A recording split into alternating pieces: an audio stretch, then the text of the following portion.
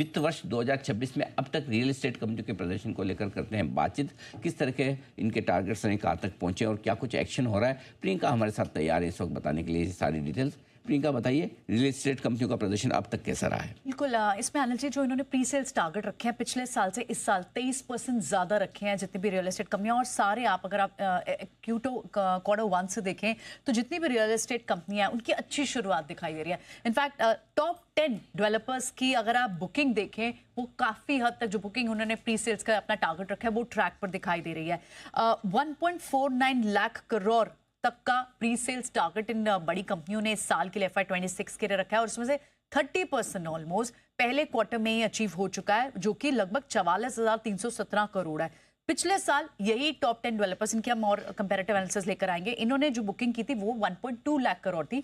इस बार पिछले बार के को बेस मान के उससे लगभग 23%, तो वैसे ही ज्यादा प्री सेल्स का टारगेट है और 30% अचीव हो चुका है, जिसमें से प्रेस्टीज और शोभा ये सबसे ज्यादा तेज ग्रोथ दिखा रहे हैं। इनफैक्ट डीएलएफ की अगर आप बात करें, उन्होंने तो अपने ईयरली गाइडेंस का 52% Q1 में ही अचीव कर लिया था, और ये सब उस टाइम पर हो रहा है जब हम ऑलरेडी देख रहे हैं कि कई तरह की मैक्रो एनवायरनमेंट चैलेंजिंग है, हाउसिंग प्राइसेस बढ़े हुए हैं। उसके बावजूद भी आप देखें तो ये जितने भी टॉप 10 लिस्टेड प्लेयर्स हैं ये अच्छा प्रदर्शन कर रही हैं। एक बार अब एक एनालिसिस लेकर आते हैं, और सबसे बड़ी बात है कि यहाँ मुंबई जैसे की मार्केट में यहाँ अच्छी ग्रोथ का अनुमान भी दिखाई दे रहा है। अब अगर हम इन्हें कंपेयर करें कि प्रेस्टीज ने किस तरह की गाइडेंस दी थी, 27,000 करोड़ तक की FY26 की गाइडेंस है, लगभग 59% की ग्रोथ है FY25 से, और इसमें इन्होंने जो अचीव कर लिया है वो हम देख रहे हैं कि 45% ऑलरेडी Q1 में अचीव कर लिया है। इसी तरह आप शोभा को देखें, वो भी 59% की ग्रोथ है लास्ट ईयर से इस क्वार्टर ईयर में।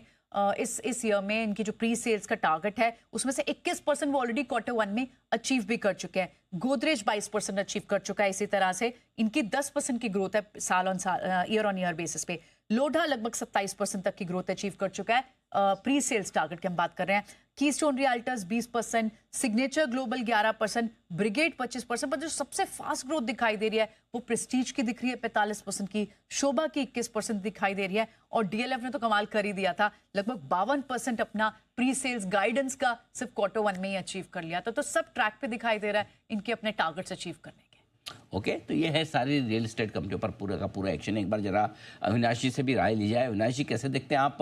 टारगेट तो पूरा कर रहे हैं, जो पूरे साल भर का इनका गाइडेंस है उसी पर ट्रैक पर चल रही कंपनियां, आपको क्या पसंद है?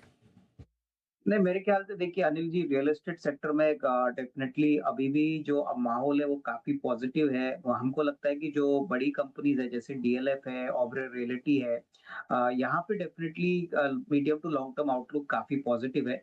मुंबई बेस्ड बिल्डर्स में लोढ़ा भी हमको पसंद है। हमको लगता है कि देखिए जो निवेशक थोड़ा सा लंबी अवधि के लिए इस सेक्टर में एक्सपोजर लेना चाहते हैं वहां पे डेफिनेटली ले ले। और जो हमारा नॉर्थ इंडिया से पसंदीदा स्टॉक है, जो आपके चैनल पे बहुत पहले भी हमने बताया, अनंत राज, हमको लगता है कि देखिए ऐसी कंपनीज में भी अच्छा ग्रोथ देखने को मिलेगा, क्योंकि अभी भी गुरुग्राम एरिया में जो रेट चल रहे हैं वो काफी स्ट्रांग है। अच्छा नंबर आने की उम्मीद है, तो डेफिनेटली जिनके पास थोड़ा सा टाइम फ्रेम लंबा है, एक 12 से 15 महीने का, थोड़ा थोड़ा करके निवेश जरूर करें, क्योंकि काफी अच्छे टेलविंड्स बने। इंटरेस्ट कट रेट्स का बेनिफिट कहीं ना कहीं तो रियल एस्टेट सेक्टर पे ऊपर जरूर आएगा।